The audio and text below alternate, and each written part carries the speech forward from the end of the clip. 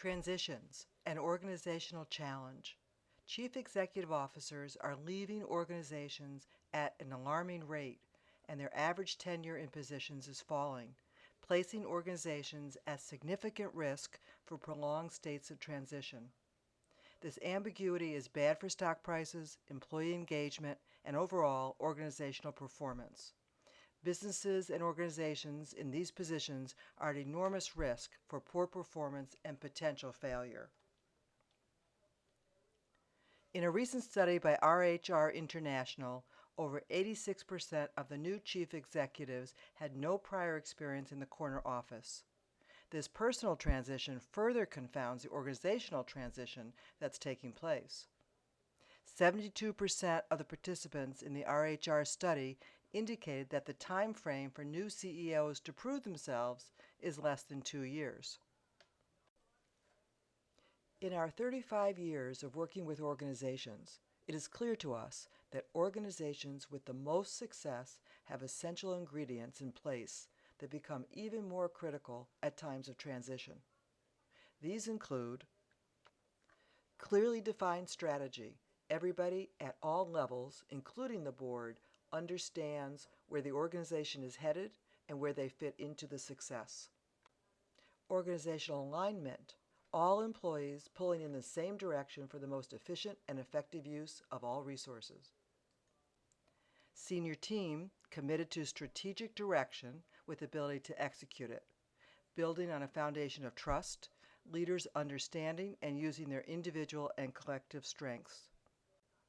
And finally, highly effective communication throughout the company. Great organizations know that you can't over-communicate, and they find many ways to do that all of the time.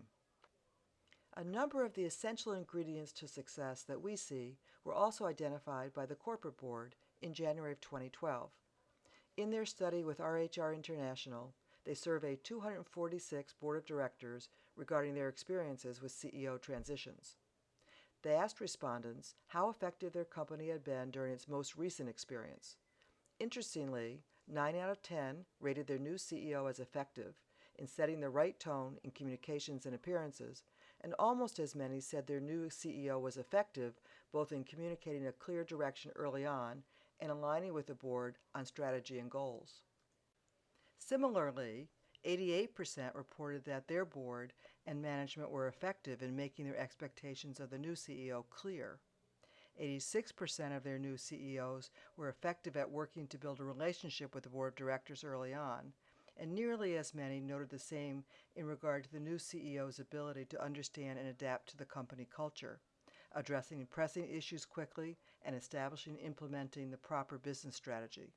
A slight dip in these numbers was noted when respondents were asked how effective the new CEO was at quickly getting his or her team up and running, with 76% garnering an effective rating in that category. When directors were asked which factors had the greatest influence on their company's most recent transitions, the ability of the CEO and board to align on strategy and goals was selected most frequently as the key contributor to the success or failure of the transition, while the ability of the board and management to make their expectations clear was the factor noted by the second largest group. The new CEOs, however, did not share the board's optimism, further reason to focus on communication and clarity. Clearly, organizational success during times of transition lies with the synergy between organizational focus and the ability to communicate effectively across all levels of the organization. Understanding your individual communication styles and the ability to interact with others is an essential first step. If you are interested in understanding more about your communication styles and how your behaviors may appear to others, click here to take a free copy of the profiles that we use and recommend most for those in transition.